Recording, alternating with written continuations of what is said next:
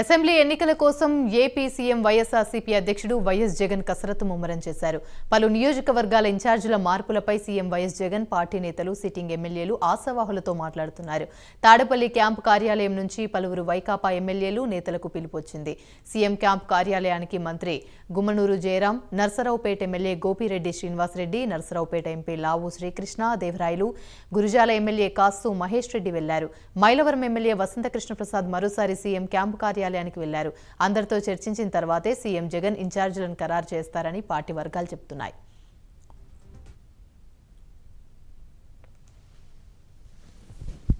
వచ్చాము, మాకేమీ సీఎంఓ నుంచి పిలిపేం లేదు.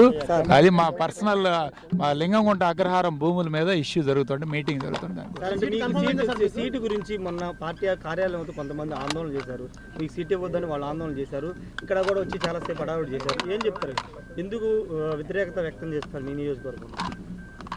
కుటుంబం అన్న తర్వాత ఎవరో ఉంటారు కొంతమంది, ఇద్దరు అన్నదమ్ముల మధ్య గొడవలు అవుతూ ఉన్నాయి.